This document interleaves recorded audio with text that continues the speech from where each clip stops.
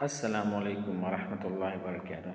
अज़ीज़ तलबा, आज के इस लेक्चर में हम जानेंगे हैव द एक्सिलरी वर्ब का इस्तेमाल। हैव ये एक्सिलरी वर्ब है और इसको हेल्पिंग वर्ब के नाम से भी जाना जाता है। तो आज के इस लेक्चर में हम ये जानेंगे कि हैव का इस्तेमाल कहाँ और किस तरह से किया जाता है। तो मैं उम्मीद करता हूँ कि आप अच्छे से देखेंगे इस लेसन को और समझने की कोशिश करेंगे।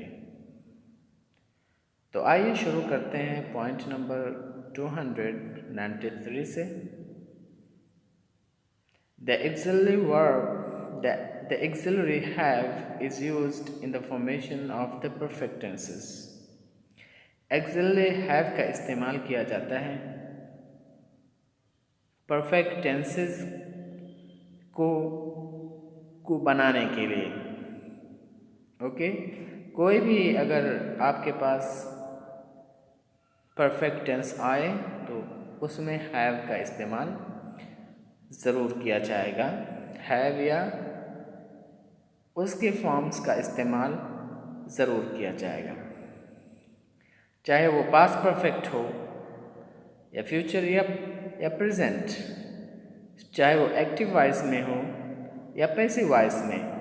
तमाम परफेक्ट टेंसेस के बनाने में हम हैव का इस्तेमाल करते हैं। तो यहाँ पर जो फर्स्ट पॉइंट है वो ये है, the axillary have is used. Axillary have का इस्तेमाल किया जाता है in the formation of the perfect tenses. Perfect tenses के जुमलों को बनाने में। ओके, तो हैव का इस्तेमाल परफेक्ट टेंसेस के जुमलों को बनाने में किया जाता है। फॉर एग्ज़ाम्पल हम यहाँ पे देख लेते हैं, he has worked, वो काम कर चुका है। तो ये हो गया परफेक्ट टेंस, प्रेजेंट टेंस का। he has been working, वो काम कर रहा है। तो ये हो गया perfect continuous tense.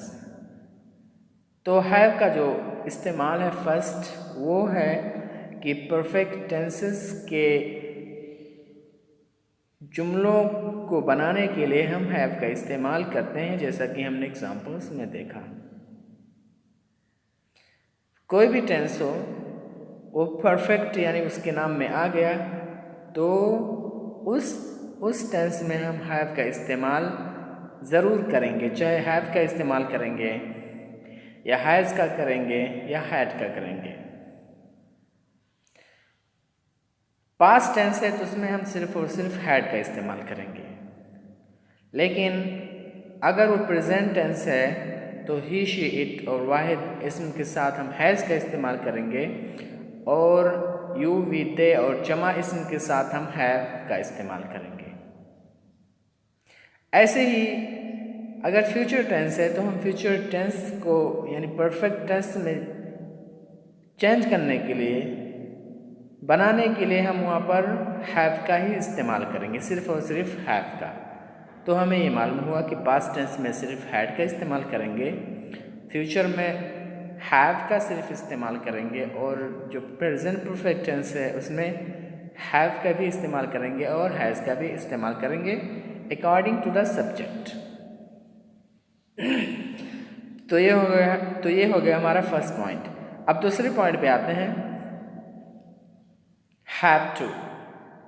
Have to का भी इस्तेमाल किया जाता है स्पीकिंग में भी और राइटिंग में भी।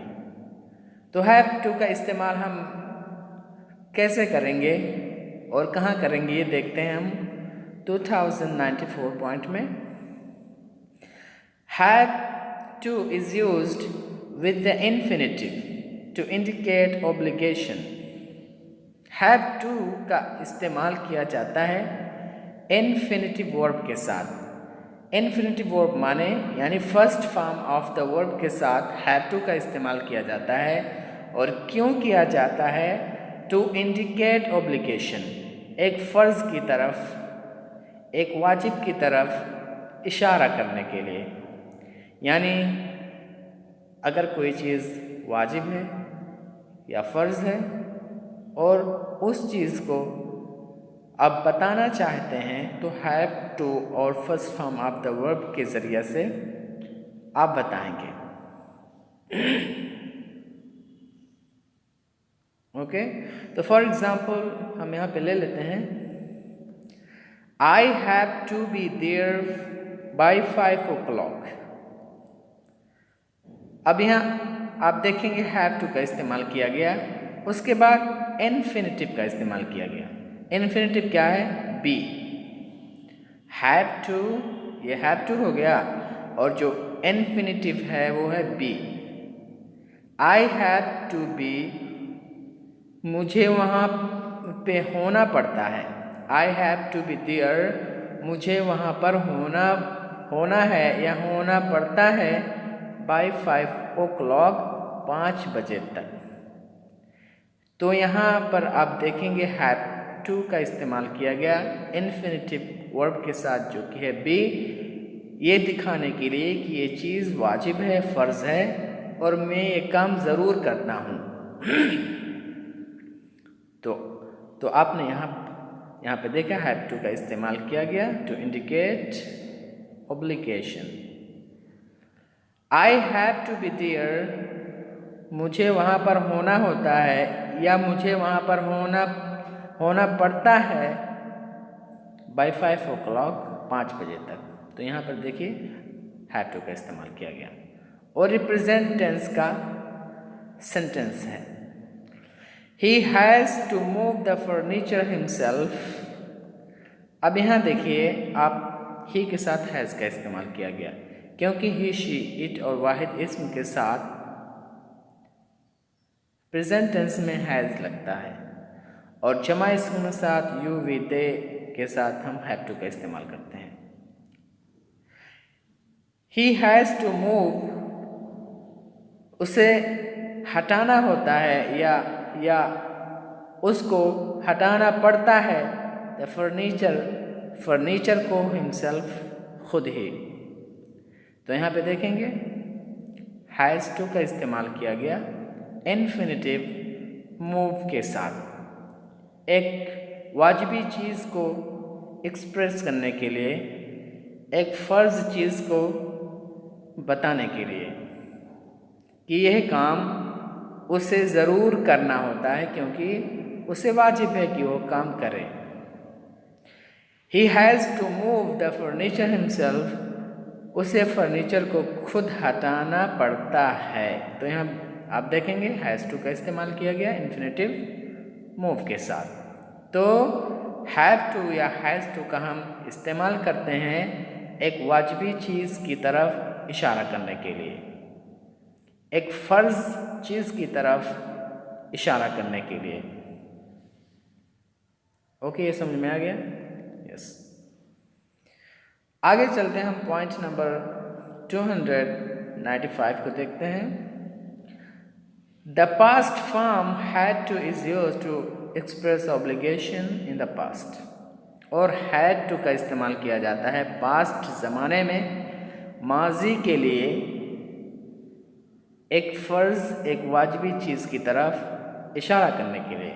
यानी इसी चीज़ को अगर आप माजी में बयान करना चाहते हैं, माजी के टेंस में, तो आप वहाँ पर क्या लगाओगे?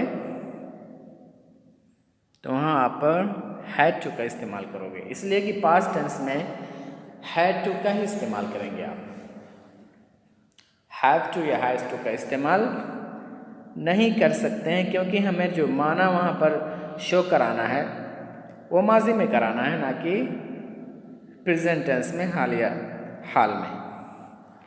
तो फॉर एग्ज़ाम्पल हम यहाँ पे ले लेते हैं, I had to be there by 5 o'clock, मुझे वहाँ पर होना पड़ता था 5 बजे तक।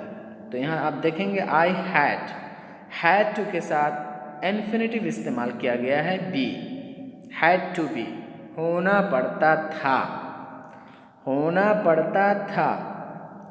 आई had to be there by 5 o'clock, मुझे वहाँ पर होना पड़ता था 5 बजे तक। तो यहाँ पर आप देखेंगे हैड टू का इस्तेमाल किया गया ऑब्लिगेशन को, एक वाजबी चीज़ को बयान करने के लिए माजी में। तो माजी में आप सिर्फ हैड टू का ही इस्तेमाल करेंगे, हैज़ टू या हैव टू का इस्तेमाल नहीं करेंगे। He had to move the furniture himself. उसे फर्नीचर को हटाना पड़ता था खुद ही। तो यहाँ पर आप देखेंगे had to का इस्तेमाल किया गया पास्ट फॉर्म में और माजी के वाजिबी चीज़ को बयान करने के लिए, ठीक है। had to, उसके बाद इन्फिनिटिव वर्ब लाया गया मूव, फर्नीचर हिमसेल्फ।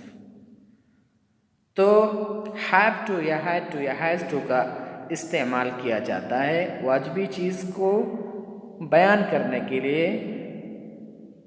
उसे एक्सप्रेस करने के लिए। लेकिन कोई वाजिबी चीज़ है और प्रेजेंट टेंस में आप बयान करना चाहते हैं तो ही शी इट और वाहिद इसम के साथ हैज़ टू और जमा और आई वी युद्धे के साथ हैव टू का इस्तेमाल करेंगे। और पास्ट टेंस में सिर्फ और सिर्फ सारे सब्जेक्ट्स के साथ, सारे फाइल के साथ आप हैड टू का इस्तेमाल करेंगे, फिर इन्फिनिटिव का इस्तेमाल करेंगे। तो ये हो गया हमारा हैव टू का इस्तेमाल। अब आते हैं हम 296 पॉइंट को देखते हैं। In negative and questions have to and had to are used with do does did।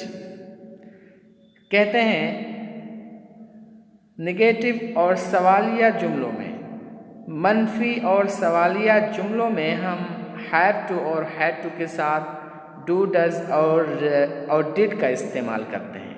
यानी अगर हम हैव टू को मनफी सेंटेंस में चेंज करना चाहते हैं, एक मनफी जुमला या सवालिया जुमला हम बनाना चाहते हैं, तो उसके साथ हम नॉट का इस्तेमाल नहीं करेंगे, बल्कि डू डज और डिड का इस्तेमाल करेंगे। ओके, तो फॉर एग्जाम्पल हम यहाँ पे देख लेते हैं। दे हैड टू गो, ये है हमारा अफर्मेटिव सेंटेंस यानी इस्बातिया जुमला। They don't have to go, उन लोगों को नहीं जाना पड़ता है। तो यहाँ देखेंगे कि ये जो सेंटेंस है ये नेगेटिव सेंटेंस है, मनफी जुमला है। तो यहाँ पर हमने हैव टू के साथ ना कि नॉट का इस्तेमाल किया, बल्कि डोंट का इस्तेमाल किया। ओके, यस, ये हो गया हमारा नेगेटिव सेंटेंस। और इंट्रोगेटिव सेंटेंस जो है, जो क्वेश्चन सवालिया जुमला है, उसमें भी हम डू डज और डिड का इस्तेमाल करेंगे अकॉर्डिंग टू द टेंस। तो यहाँ आप देखेंगे do they have to go, क्या उन लोगों को जानना पड़ता है। तो यहाँ हमने देखिए डू का इस्तेमाल किया सवाल को बनाने के लिए, एक सवालिया जुमला बनाने के लिए। तो यहाँ पर आप डू का इस्तेमाल कीजिए। ओके, ये था हमारा नेगेटिव और क्वेश्चंस वाले सेंटेंसेस हैव टू के साथ। ही हैज़ टू गो, उसे जाना पड़ता है, ये हो गया अफर्मेटिव सेंटेंस। नेगेटिव सेंटेंस जैसे he doesn't have to go, उसे नहीं जाना पड़ता है। तो यहाँ देखेंगे नेगेटिव सेंटेंस, क्योंकि ही है तो ही के साथ क्या लगता है, डज लगता है। ही शी इट और वाहिद इसम के साथ डज लगता है, तो हमने क्या लिखा, doesn't have to go. Okay, तो नेगेटिव सेंटेंस को हैव टू के साथ बनाने के लिए हम डू डज और डिड का इस्तेमाल करते हैं अकॉर्डिंग टू द सेंटेंस। तो ये हो गया हमारा नेगेटिव सेंटेंस। इंट्रोगेटिव सेंटेंस को हम देख लेते हैं। Does he have to go, क्या उसे जाना पड़ता है। तो यहाँ आप देखिए डज का इस्तेमाल किया गया सवाल को बनाने के लिए। तो ये हो गया हमारा प्रेजेंट टेंस। ओके, अब आइए हम पास्ट टेंस में देखते हैं। पास्ट टेंस में हम डिडंट का इस्तेमाल करेंगे और सवालिया जुमला के लिए डिड का इस्तेमाल करेंगे। अगर नेगेटिव सेंटेंस है पास्ट टेंस में तो हम वहाँ पर डिड नॉट का इस्तेमाल करेंगे हैव टू के साथ, हैड टू के साथ, और इंट्रोगेटिव सेंटेंस में सवालिया जुमले में हम डिड नॉट का डिड का इस्तेमाल करेंगे। सॉरी। तो फॉर एग्जाम्पल हम यहाँ पे देख लेते हैं, ही हैड टू गो, उसे जाना पड़ता था। ही हैड टू गो, उसे जाना पड़ता था। तो ये हो गया हमारा अफर्मेटिव सेंटेंस। लेकिन इसी टेंस को हम नेगेटिव टेंस में चेंज करना चाहते हैं तो हम क्या इस्तेमाल करेंगे? नॉट नहीं करेंगे, बल्कि हम क्या इस्तेमाल करेंगे? डिडंट इस्तेमाल करेंगे, यानी डिड नॉट का इस्तेमाल करेंगे। He did not have to go, उसे वहाँ नहीं जाना पड़ता था। उसे नहीं जाना पड़ता था। तो ये क्या हो गया? हैड टू के साथ हमने डिड नॉट का इस्तेमाल किया नेगेटिव सेंटेंस को बनाने के लिए। अब पास्ट टेंस के इंट्रोगेटिव सेंटेंस को बनाने के लिए हम डिड का इस्तेमाल करेंगे। जैसे यहाँ पे एग्जाम्पल दिए हुए हैं, did he have to go, क्या उसे जाना पड़ता था। तो यहाँ मतलब आप देखेंगे जो लास्ट लाइन वाली जो सेंटेंस है ये पास्ट टेंस के सेंटेंसेस हैं, और ऊपर वाले मतलब जो दो लाइन थे वो प्रेजेंट टेंस के सेंटेंसेस थे। तो हमें 2096 पॉइंट से ये मालूम हुआ कि अगर हम हैव टू या हैड टू या हैज़ टू का नेगेटिव सेंटेंस या सवालिया जुमला बनाना चाहते हैं तो उसके साथ हम डू, डज और डिड का इस्तेमाल करेंगे। यानी नेगेटिव है तो डजंट, ही, शी, इट वाहिद इसके साथ प्रेजेंट टेंस में, और डोंट आई, यू, दे और जमा इसके साथ। और डिड का इस्तेमाल हम पास्ट टेंस के लिए करेंगे। सवालिया के लिए हम करेंगे डिड और मनफी के लिए करेंगे हम डिडंट का। तो ये रहा हमारा हैव का इस्तेमाल जो